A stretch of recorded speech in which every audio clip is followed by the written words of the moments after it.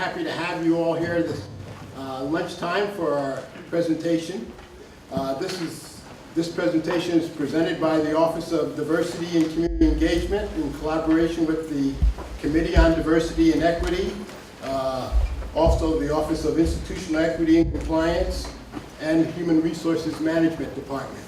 Also, obviously, the Jindal School of Management is a chief partner in us doing this, so we're very happy to have you here. I think we'll have an interesting afternoon and an interesting lunchtime presentation. I'd like to introduce Skip Moore, who is a managing partner of Deloitte, and he will bring you greetings as well.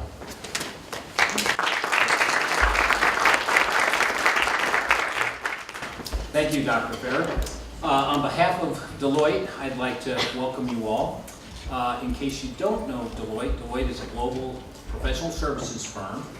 We provide audit, consulting, advisory, risk management, and tax-related services to a very broad range of clients across all industries, including public sector, federal government, and so forth. I think you'll find, hopefully we'll find today's subject interesting. I find it quite fascinating, having spent 37 years in Deloitte, because what Stephanie and Linda, who will be introduced in a minute, are going to speak to is something that we, so Deloitte has 220,000 employees globally, 75,000 employees of the U.S. firm. Over 50% of those employees are millennials. So we certainly found ourselves, I wouldn't say struggling, but we saw that we had we could better interface and provide better employee experience with that generation. And so that research really started from our standpoint to address some internal needs. But now it's actually, we found it very relevant. We have our clients asking us to come in and help them understand the research. Not only understand the research, but once you understand the research, you can figure out what kind of programs as a company you need to put in place to better serve that segment of the employee population, which is only going to grow and become more influential go forward. I would also really like to thank UTD. Deloitte, here locally, we have a long relationship / partnership with UTD. We hire many people from UTD, mostly out of the business school, but certainly in other disciplines as well. And then secondly, we have found it to be just a great place to collaborate with the business community. And I frequently tell the leadership here, one thing I find that the university is very good at is connecting with us and with the business community, so that we can kind of find a neutral space, if you will, an innovative place where we can come as a business community and work together with the university, because obviously talent's very important, but I think there's a lot of good things that can come out of that collaboration.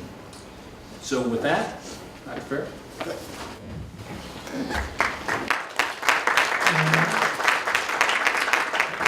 I'd like to introduce Conrad Coretti, one of our students, who will come forward and introduce our speakers. He's a student that works on one of our advisory councils for the Office of Diversity and Community Engagement. Mr. Coretti.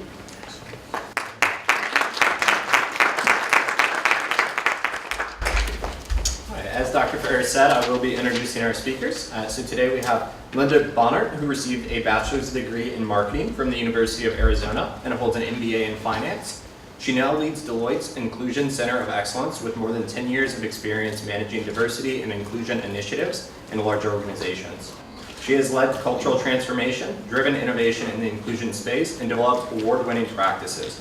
Linda also provides oversight and guidance on talent acquisition, development, and advancement. We will also be hearing from Stephanie Turner, who received her doctorate in industrial organizational psychology with a focus on diversity, inclusion, and organizational development. And she is now a manager for Deloitte's Survey, Research, and Analytics Center, and has over 8 years of experience in human capital consulting, survey research, and analytics.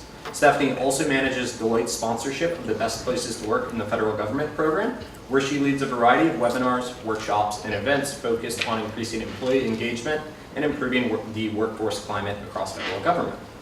Today, Linda and Stephanie will be sharing their recent research that examines millennials' views of diversity and inclusion and the impact these views can have on the workplace. Please join me in welcoming Dr. Stephanie Turner and Linda Bonner.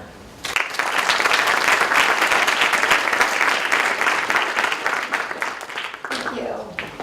Steph and I are very excited to be here today. We know that this topic is something that many of our clients ask us to come speak with.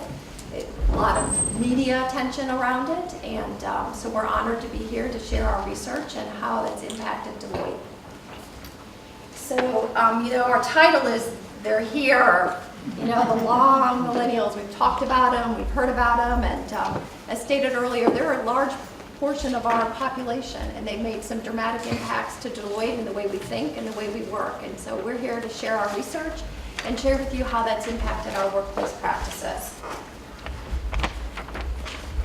So if you think about millennials, I think if I had somebody tell me something about millennials, probably everybody in this audience could raise their hand and say something around that. So just to make sure we're all talking about the same group, and I'm sure we are, I'm going to share a few facts about them. They are digital natives, and they grew up with technology. It's at their fingertips. Instant gratification, instant knowledge. Google everything, you can figure it out. So, very used to that. And the interesting fact about millennials is if you ask them what would impact their daily lives the most, if they lost their cell phone, their smartphone, their cell phone, or their laptop, it would impact them more than losing their car. So they'll figure out how to get there. They're the most educated generation we've had. 1/3 of the population in the millennials that are 23 to 33, they've got at least a four-year education. So the most educated generation we've had. They actually have some personal responsibility. They feel personally responsible for making an impact on the world. That's really important to them. So if you think about it, it's the stat here, 61% of the millennials are concerned about the world today, more than any other generation. 81% have actually contributed via money, resources, or services to charitable organizations, their time. They're really about giving back to society and trying to make it a better place. They're also the most racially diverse group. If you look at the millennials, 53% of them are white, and if you compare that to the baby boomers, which is 76% are white. So the demographics of this world is changing. And the last thing about them is they really value well-being or work life.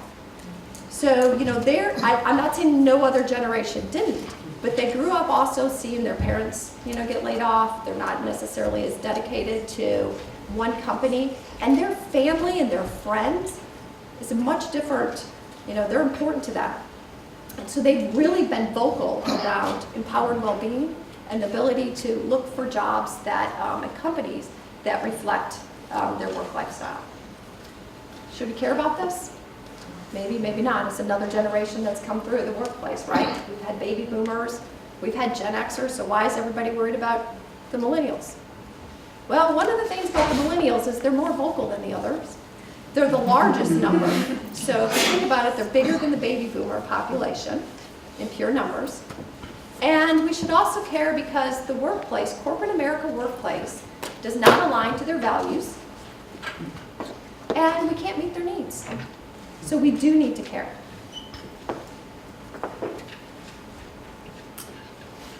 So if we look at it today, and I'll tell you by 2025, 75% of our workforce will be millennials. And the way millennials view the workplace is very different. And as this transition continues, we have to be less hierarchical in corporate America. We have to be more collaborative in corporate America. We have to think about the way the workplaces are structured.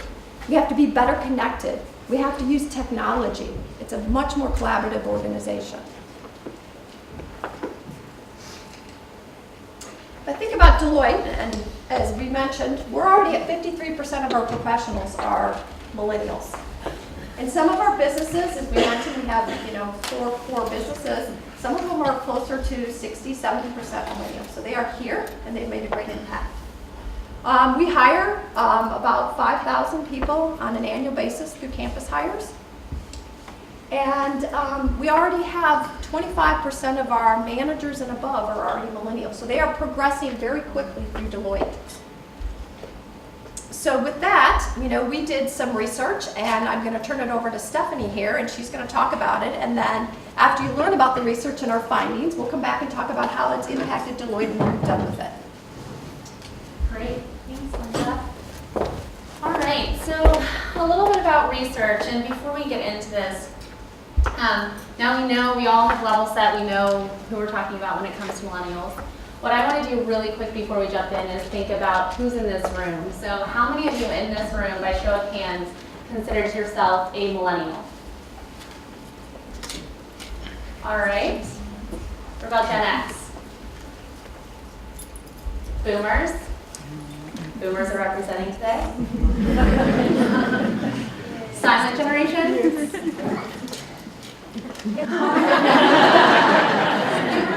Thank you. Don't believe it. I always like to do that for a few reasons. One, we're talking a lot about millennials today, but it's not the cost of other generations. We are all here, we are all in the workplace, and even though Deloitte has a ton of millennials, I'm a millennial, we're owning the workplace of Deloitte, yay us. It is very dynamic because we are working with each other every single day. And a lot of times when we do research on millennials in the workplace, we start to get other generations saying, what about us? We're here. This isn't that different. We also think about these things. And we do think about these things, and it is important, and everyone has a different perspective. So what we're going to talk about a little bit is how these perspectives of diversity and inclusion are different for the varying generations within the workplace.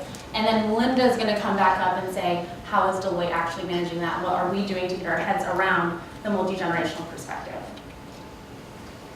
Okay, so first, let's talk a little bit about how this has evolved. When we think of diversity and we think of how we're inclusive, 20 years ago, we felt as a society that it was pretty easy, right? So on the left side of the screen, you're saying that I'm a female, I'm white, that's it, that's pretty much me, that sums it up.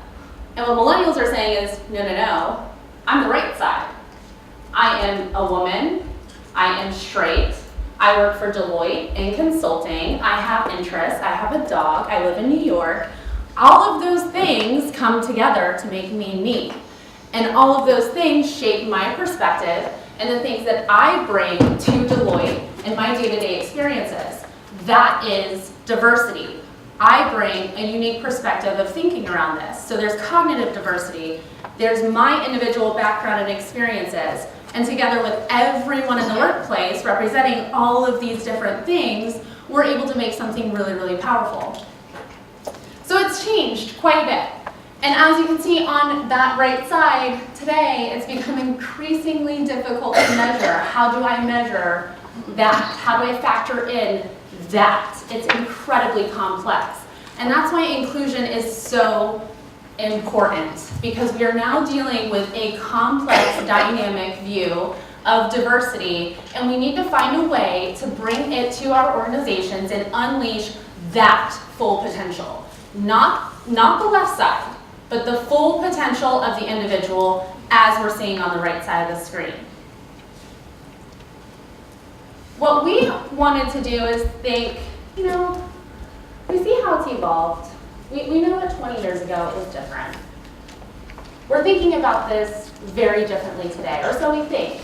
But are millennials the ones thinking about that right side of the screen? Or is it all of us? How are millennials defining diversity? And so as you see here, we asked that question to almost 4,000 participants on a global scale. There were, most industries were covered within this. They were all working employees. And as you see on the left, the millennial thinks about this a little bit differently than the non-millennial that's on the right. So millennials are more likely to focus on unique experiences. They're more likely to focus on diversity being defined as their ideas and their opinions. And the respecting of that full identity that we saw that's on that right side of the screen, the past slide. The really important and really interesting, the researcher in me is thinking, well, that's really different from that non-millennial who really thinks about diversity as equality. It's important, it's definitely important. Demographics and representation in the workplace. All really important things, but all very different things with how millennials thinking about this. So what about inclusion? We asked millennials, other generations, to define inclusion, and this is where we were pretty much mind blown because as you see on the left side, 71% of millennials are more likely to define inclusion as teamwork, culture of connection, business impact. That is very, very different than equity, fairness, acceptance and tolerance, and integration. This is a game changer. We have a very, very different view of inclusion in our workplace. And we wonder sometimes why millennials are leaving at different rates and why this is so important to them to have. Well, if they're not able to connect and to collaborate and to focus on their ideas, their opportunities to bring their full identities, to foster innovation, and bring this to life, to have business impact, they're going to leave. They're thinking about it very differently than other generations have been. We went a step further. We wanted to know, does this have that kind of impact? And what we actually looked at was the extent to which inclusive culture, so that sense that they are able to be inclusive at work, what extent does that have an impact on their experience? And as you see in these pie charts, starting from the top and moving the way down, you'll see that 83% of millennials are actively engaged when they believe that they have an inclusive culture, versus only 60% if they don't feel that that's there. 76% feel empowered when there's an inclusive culture. We see that drop off again to 61% when that's not there. 81% feel that they can be their authentic selves, true to themselves, bringing themselves and that full identity to the workplace. We know that links to performance. We know, we've done the research on that.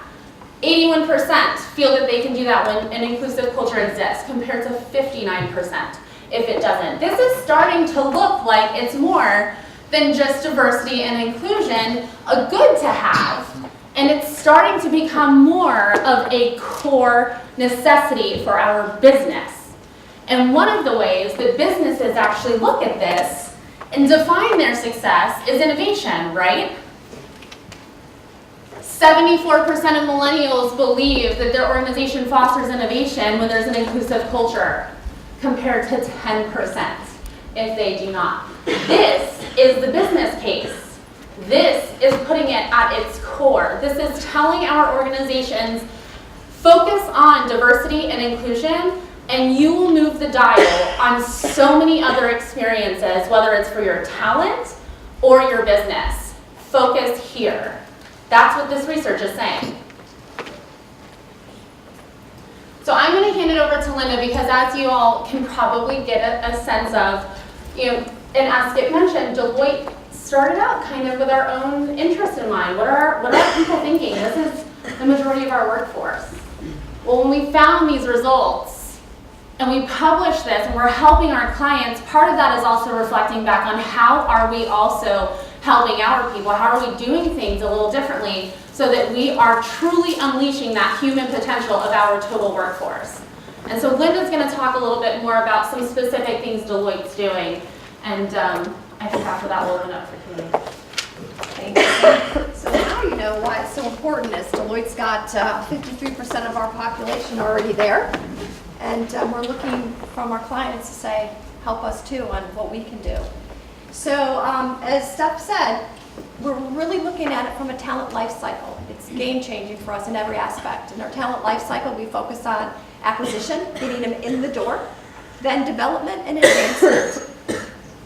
And then at the end of the day, also how we interact. What does that environment look like and feel like while we're there, so that we can actually empower people to be their authentic selves, to have that sense of purpose that's so important for them. So those are really kind of the big three components that we look at. When we start looking at attracting our talent, one of the things that for Deloitte, 40% of our experienced hires come from referrals. So people inside us saying, hey, this is a great individual. Well, one of the things that, we had to start getting our arms wrapped around is our reputation out in the marketplace. So, we've got all of these social sites out there, social media sites, and you can go, Glassdoor, you name them, and they'll tell you, this is what it's like to work at Deloitte. This is what it's like to work at X, Y, and Z. And so it's really important for us to monitor that and to understand what the perception of Deloitte is out there. Because if you don't, it's very difficult to understand why nobody wants to come work for Deloitte or any other company for that matter. So we have really kind of wrapped our arms around social media and understanding what our perception is there, and then dealing with our own brand eminence and our own story about why Deloitte is such a great place to work and why we would like to attract people. The other thing is that we talk about is development here. And you'll see on here 70% of millennial gamers feel gaming helps them to learn. So one of the things about Deloitte is because we're always serving clients, it's really important for us to stay knowledgeable, to be on top of the latest information and research and keeping our CPA certifications, etc. And so, but one of the things we do is millennials really like to be challenged. They like to get in there and, there's a winner. There's not always a loser, but maybe, better winner than another winner. But at the end of the day, everybody wins at Deloitte. But the idea is we've had to change the way we actually do education and the way we continue to train our individuals so that it's not just sitting in front of a computer and reading the screen and, hitting the next button and then taking a test at the end of the day. So it's really changing the way we're thinking about the continued development of our people training. The other thing I really have to mention on here is performance reviews. So we tend to hire the best and the brightest at the end of the day. And we come out and then we say, okay, you get a performance review twice a year. You get it at mid-year and at the end of the year. Millennials are like, wait a minute, I can post something on Snapchat, Instagram, and I get instant feedback. Oh, but you have to wait 6 months before you get your feedback on how you're doing. Oh, at the end of the year. So we've actually totally revamped our performance management system. We've eliminated ratings, and we've really looked at this collaborative approach to get feedback as often as you would like. So it's as simple as I hit a button and I send it to my project manager and I said, it's time for my performance snapshot. And there's 5 or 6 questions that individual clicks on and provides you feedback. And you can get it from your peers, you can get it from your supervisor.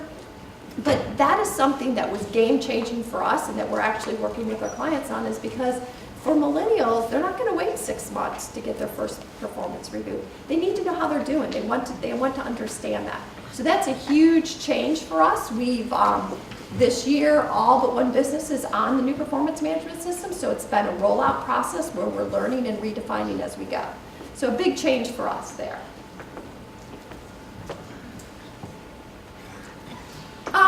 The other piece is how do we interact at work? So everybody's got their smartphone. You're on 24/7. We still have, our client work to do. But we've also had to be more creative in the way that we connect, the way we do virtual work. And that goes to the well-being part that we talked about earlier. And I'll touch on in a minute again. But, we have to be more collaborative, right? So, you'll see up there, 27 times an hour, millennials switch attention, depending on what device they're using. There are also much more snippets of information. Don't send me a long email that takes me forever to read, but give me snippets of information as we go along. The stuff that I really need to know, and then later I can go back and read it. So we've changed the way we're starting to communicate, right? You don't want to read that long email. You don't want to go out onto the website that's static and there's no interaction and you don't see a really, cool video or people talking and connecting. And so we've really had to change the way we think about communicating with our people. And then the other thing too is, as Steph mentioned earlier, 78% are strongly influenced about how innovative a company is. And so one of the things that's really cool about Deloitte is that, our job is to solve our clients' most complex problems. And you do that by having this inclusive culture, by, coming up with different thinking styles and working styles and putting it together and coming up with something we wouldn't have thought of if we were all thinking the same or we all looked the same. And so we really are always looking for innovative products and innovative ways to solve these complex problems. Some of the things we do to do that, and we tried this with well-being, is we like to crowdsource. So we'll go out to our people and say, hey, we've got this problem. How do we collectively solve it? Versus management sitting in a room trying to figure out how we solve it. Let's go to our people. And so one of the challenges, I don't know how many of you have looked at our reputation from well-being perspective. We're a professional services firm, a little skewed, maybe a little bit not so balanced with work-life. And so we went to our people and we said, what would be most important to you from a well-being perspective? We put it out to our people and we were stunned, all the great ideas. And from that, we actually implemented at the end of the calendar year, we gave to the, you have the Christmas and New Year's, and so we actually have given, we call it a 2x4, and 2 additional holidays so that you could have the 4-day weekends, when, so you have Thursday, Friday, Saturday, Sunday off at the end of the year. And so that's what's important to our people, and we heard them and we asked them. So we are really looking at collaborating to solve the problems inside of Deloitte so that we really do feel like we have an environment where we all strive and we all have ownership in it. And then focusing on what's important to them. We talked about earlier about giving back, having that ability. We do pro bono work for organizations. The other thing is Impact Day. We actually take one day out of the year and the entire firm across the United States goes out in groups and does volunteer work. The entire day, everybody. So as we mentioned, 75,000 people are out in the community that day doing volunteer work out in the community. That is important to our people and it's important to Deloitte to be able to give back. So those are some examples of, however, okay, millennials might, I know we saw hands raised. I'm going to tell us, corporate America, you ready? Because Gen Z is right around the corner. And so you can't get comfortable. We've got to, as I said earlier, we have to figure out how to align to millennial and values and meet their needs. But as soon as we do that, the workplace is evolving so quickly now, and it's changing. And technology is driving that. Globalization is driving that. And to be successful and to be innovative, we as a corporate America, we as Deloitte must change with them. So that is it for us. And I will turn it back over to you guys. Okay, we're going to do a little question and answers here. We do have some time for that. Mr. James Doherty, our Assistant Vice President for Institutional Equity and Compliance, will facilitate that. Mr. Doherty? Thank you, sir. Good afternoon. What a great presence. What a great series of presentations. Thank you so very much. Thank you all for coming as well. And so before we turn it over to questions, we have some of our millennials that came up with some questions as well. So we'll ask them to pose some of their questions. Then we'll throw it out to the audience in general. Is that okay? Great. All right, fantastic. And so the first question, and let's see, where are we? Yes, ma'am. Great. Well, thank you for your presentation. My first question is, how were the career fields and disciplines selected? And what percentage of those were minority ethnic participants? Just to clarify, when you say career fields and disciplines, can you be some more specific as to what you're referring to? So just kind of explain like the different areas of Deloitte, what do they do, or is it diverse? You want to take that one? Because Deloitte's a big Big beast. Sure. I thought you were asking about what research. I was like, oh, that's Steph's question. So we have 4 primary businesses, okay? And then we have what we call enabling areas, which is, you know, talent acquisition, for example. I mean, talent would sit in there, for example. OGC, our lawyers would sit in there. So we have all those things that make those businesses successful. So we generally have 4 businesses: consulting, advisory, audit, and tax. Consulting is our largest business across the firm, and it employs almost half of our professionals. Followed by audit, and then tax and advisory. And then, what was your next question with that? As far as the research, how did those ethnic minority groups break down in your study?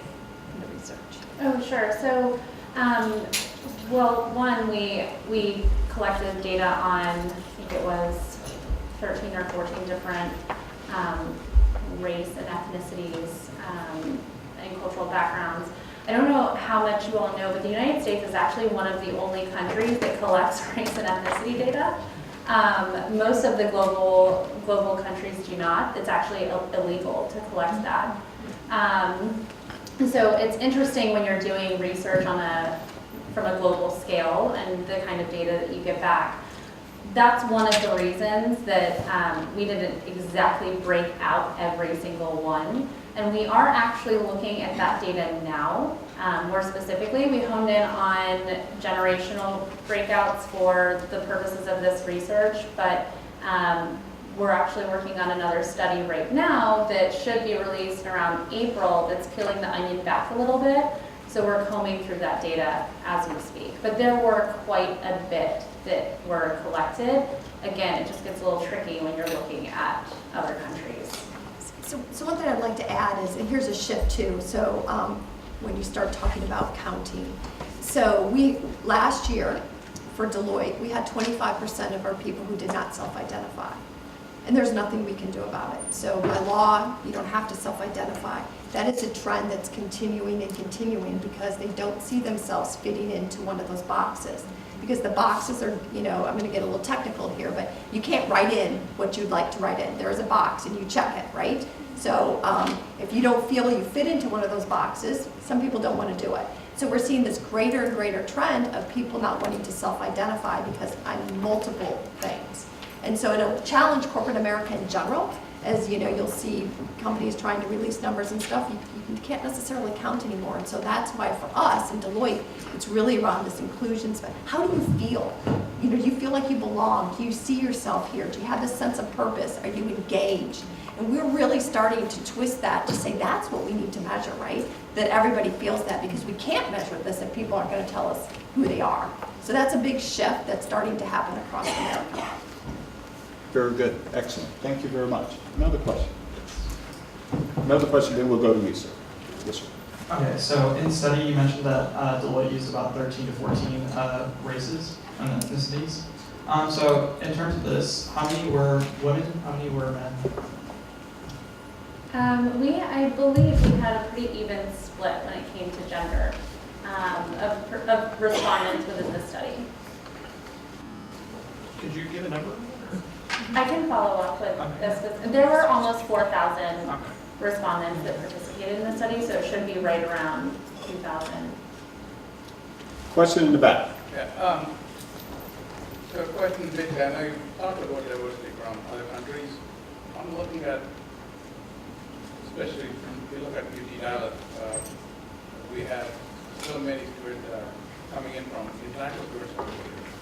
And the way that they have grown up as millennials is different, high school, college, than when they come here. So do you see any difference coming from India or China? How do those millennials fit in the world? Yeah, so that's a great question, and one of the things, I'll give you guys a little bit of a sneak preview, in this new research that we're doing now that looks at a lot of the different country-specific results, so looking across geographies. Looking across geographies, my jacket is hiding away.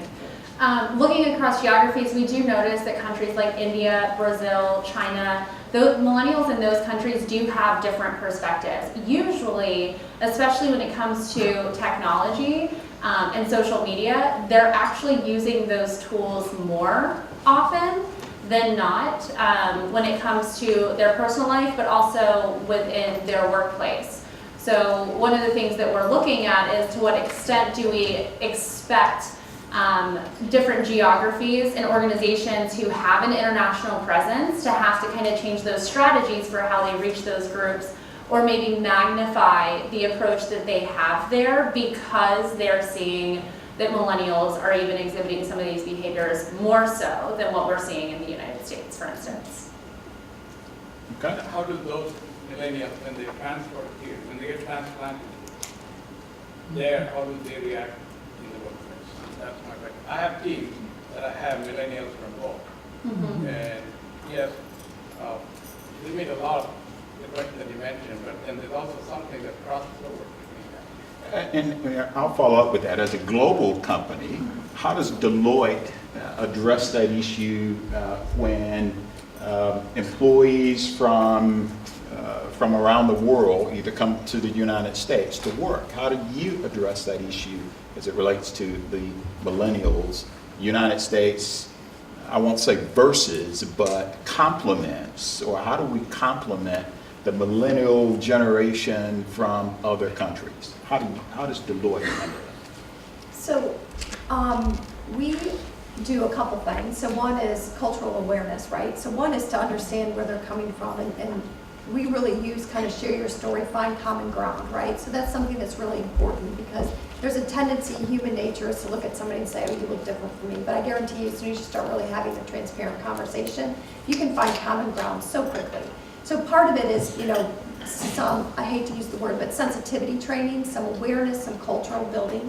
We also do a lot of buddying systems, right? So you have somebody come over and you hook them up with a buddy to help them really understand, how do you do this? How do you, where do you go here? Simple things that we take for granted, but they haven't grown up here in the U.S. And it's also to ask what I always call the stupid questions you're embarrassed to ask anybody else. That's what your buddy's there for. And so we do a couple of those things to kind of integrate them. And the other thing is really keep an open mind. We need to learn from both sides. So they bring, Steph said, a little more savvy around how they already integrate a lot of that stuff to connect. We're not quite as far along. So it's like, how do you open your mind to, hey, that's a new way of doing it. It's actually more effective or efficient. Let's do that versus, oh my gosh, we always do it this way, it works. So part of it is really being open to different ideas. And millennials it naturally happens a little bit more with that, but we really encourage that as well. And is that a top-down initiative where senior leaders really push this kind of approach of working collaboratively across both regional as well as generational differences? Yes. So another thing is called reverse mentoring. So it's really important to have a millennial maybe mentor a senior leader in the organization to bridge the gap, because they both can learn from each other, so that the senior leader can truly kind of open some opportunities and some doors. But on the flip side, the millennial teaches them some things that they've never thought of, to think differently. So we do reverse mentoring as well. How does that work? It's, again, so, every relationship's a little bit different, but we have actually had very positive feedback. It's more like, wow, I didn't know what I didn't know type of thing. So yes. So you can teach an old dog. Yes. There are a lot of our clients who are doing reverse mentoring too. I actually think it's becoming more popular. Very good. Outstanding. Yes, ma'am. How do you how is Deloitte managing to merge, let's say, the millennials that are coming up to the company versus the older, let's say, employees that have been there for a long time, are used to doing things a certain way, and now you're making changes to take into account how the millennials think? How are the people that have been there longer adapting, or how are you helping them to adapt to doing things in new ways? So it's interesting. I think part of it is you're forced to. I hate to use that word, but you're almost forced to, right? Because the world is changing so fast, and they're so digital savvy. It's like, whoa, whoa, whoa. So almost you're forced to change that way. I think what's really important in the thing that you kind of have to go back and is remember that everybody has unique strengths. There's something that makes you uniquely you, me uniquely myself. And those are the things that we really are trying to switch to is strength-based, right? So let's play off your strengths and let's play off my strengths, and then together we're actually making a stronger team. And so one of the changes that we're actually doing right now is kind of the strength-based performance and really understanding what drives you, what motivates you, and let's play off that strength in that team and understand what each of it is, and then you have a greater contribution versus it's my way versus your way. So really it's like you might have a knowledge base because you've been here 15 years, somebody else has got a cool new way to connect quickly, and so together they actually do it. So it's really kind of really changing the conversation to play off your strengths. Other questions? Any on the side? Yes, ma'am. For speaking to us today. I do have a question with this new research on the new understanding about inclusion, the millennial perspective. I understand that your clients, being a global company, have different corporate cultures. Some are more traditional than others. How are you helping those clients understand the new workplace, the new millennial workforce coming from the different cultures? Yeah, that's a great question. The answer is in many ways. And feel free to jump in here, Linda, but I think one of the ways that a lot of our clients begin is by a current state assessment, right? So they may or may not know where they are in actuality, and they want to actually take the opportunity to diagnose their organization. So how mature am I? Am I really focused on getting a diverse group within the organization, or am I actually at the point where I'm really harnessing inclusion? And can I be a little bit more innovative and advanced there? So it's a little bit of where am I now, how ready are we to move something forward? And then at that, we also do a lot of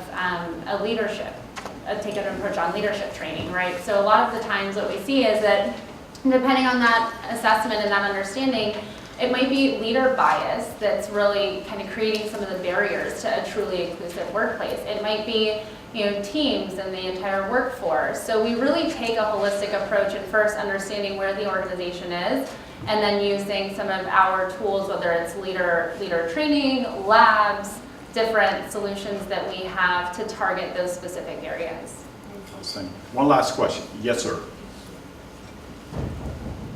I teach real estate market analysis, and right now typically we're still going to government data as well as data by the 800-pound gorilla, Xers, which has a lot of licenses here at the university, and we're all looking at the same kind of data that's out there. We're connecting to different types of databases, but we're still looking at the same demographic and income analysis and all the other things, even going as far as into the tapestries that Xers has defined, and looking at those particular groups. My question really becomes then, as the future and these millennials start changing that, what type of analysis, what type of data is going to be needed to be analyzed and looked at and changed so that we're now looking at all of our market analysis in a way that's effective for that generation?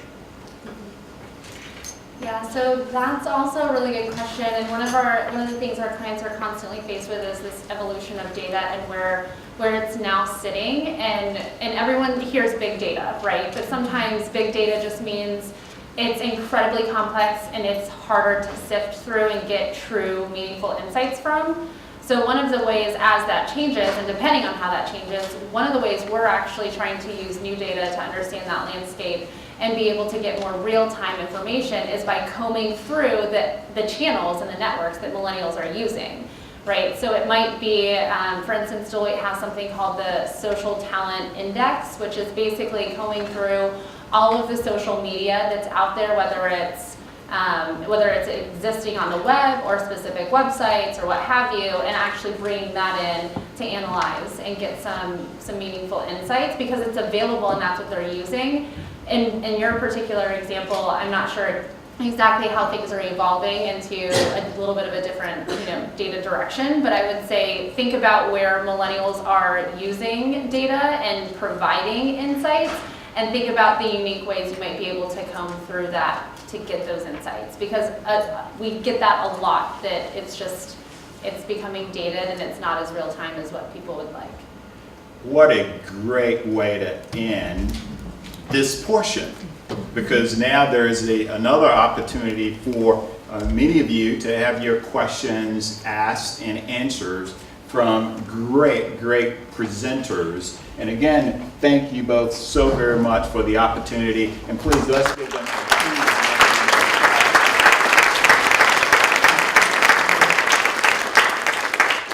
Throughout the rest of the semester, there will be a number of phenomenal presentations put on by the Office of Diversity and Community Engagement. Please get involved, continue to participate, because we have such great opportunities to learn from incredible people who are doing incredible cutting-edge research on a number of phenomenal topics. And I'll now turn it over back to Dr. Fair to sort of give us some guidance in terms of what's next. Thank you all. Good.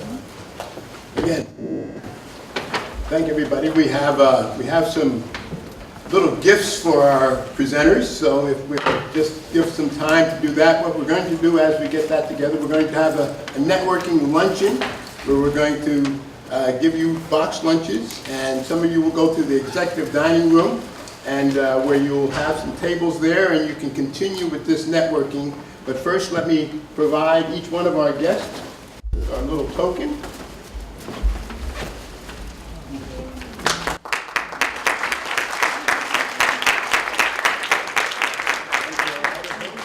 And Beth Gerwie, here she is, okay? She's our sponsor from Deloitte and our connection.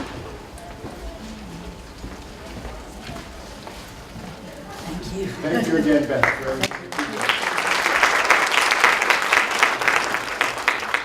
So we are now going to exit, and those of you with white tickets will get lunches in the atrium, and all others will go to the executive dining room where we'll have tables there, and we'll have table leaders, and you can continue to network around this topic, and then we'll have a little bit of a summary after at that time. So thank you very much for